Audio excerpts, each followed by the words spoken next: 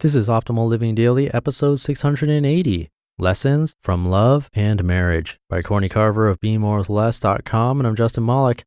Welcome, old friend.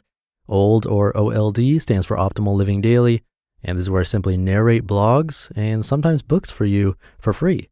Today's post comes from Courtney Carver, who is putting on a course with a bunch of the authors I narrate right here on this show. It's a year-long course with videos, optional homework assignments, an optional Facebook group, and more. To learn more about it, come by oldpodcast.com/learn. But for now, let's get right to her post and start optimizing your life. Lessons from Love and Marriage by Courtney Carver of BeMoreWithLess.com. Please don't tell anyone, but I am a sentimental fool. I cry during chick flicks. I love a good love story. I love falling in love, and sometimes I get teary thinking about how lucky I am to be married to the man of my dreams. I met my husband before I knew what kind of man I was dreaming about.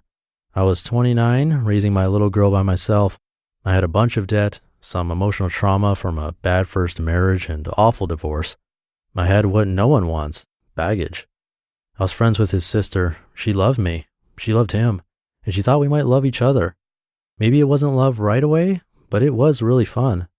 He taught me to be more adventurous on the ski slopes and in the kitchen. I taught him that we could still have fun even though we had to be home early on school nights. We had so many differences, but loved many of the same things. We loved to hike, ski, and travel together. We were also both extremely concerned about my daughter's happiness and what our relationship would be like for her. That focus made us slow down and really figure out what we wanted. If this wasn't going to be a forever thing, it wasn't going to be a thing at all. So we got to know each other and dated for 6 years.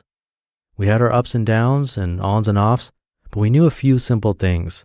I loved him. He loved me. And we both loved her. In the fall of 2004, Mark proposed to me after a romantic dinner in the mountains. The next day, he proposed to my daughter. He didn't tell me he was going to do this, but he had his grandmother's wedding ring engraved to say, "I love you" in Swedish. He gave it to her in a tiny box with a tiny note that had a big question: "Will you be my daughter?" I said yes. She said yes. And on May 21st, 2005, we were married. We celebrated with close friends and family. We told ourselves that marriage wouldn't change anything for us. We were wrong.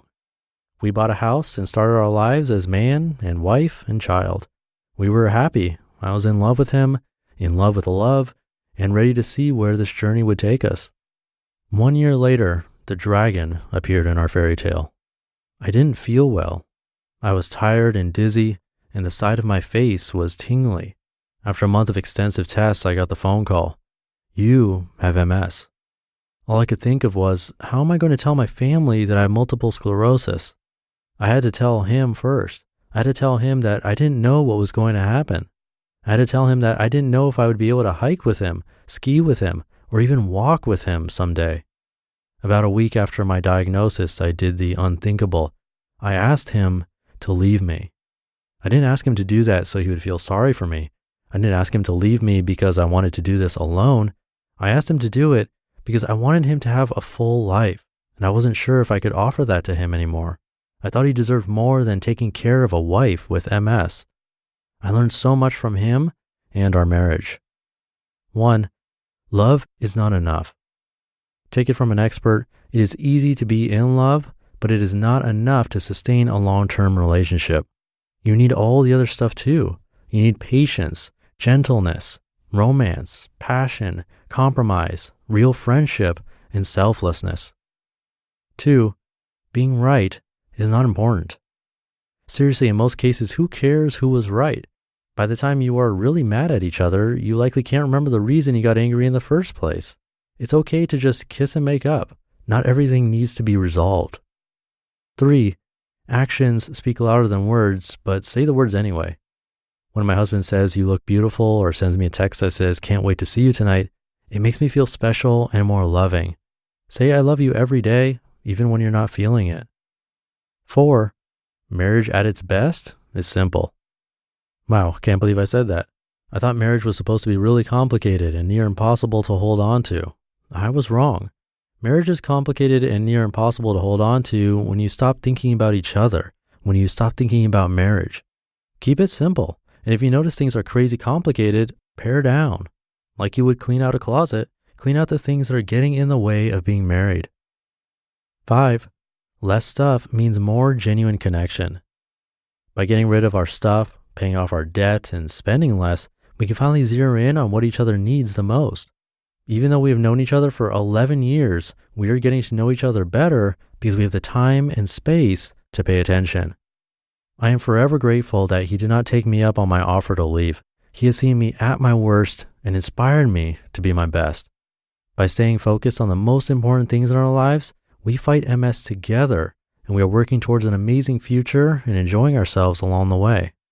I think we told ourselves that marriage wouldn't change a thing because things were so good. Things were so good and we didn't want to disturb what we had. Instead, we made what we had better.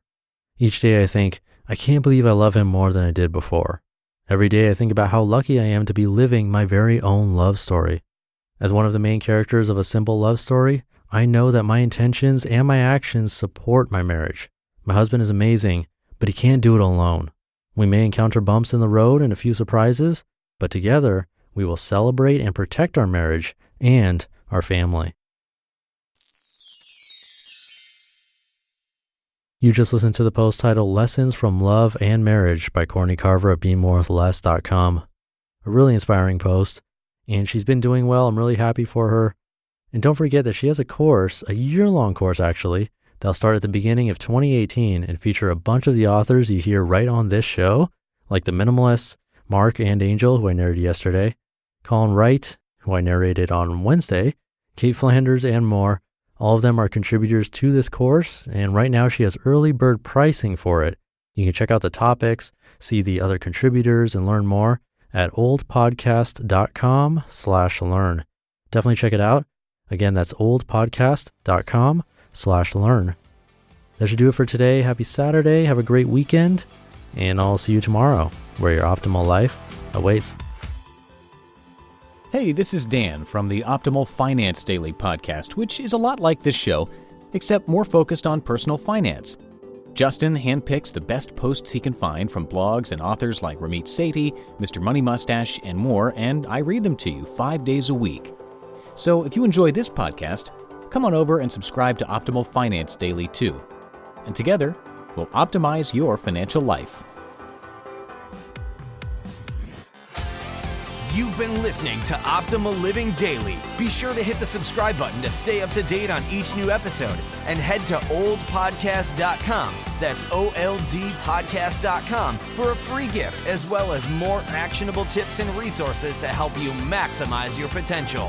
Thanks for joining us, and remember, your optimal life awaits.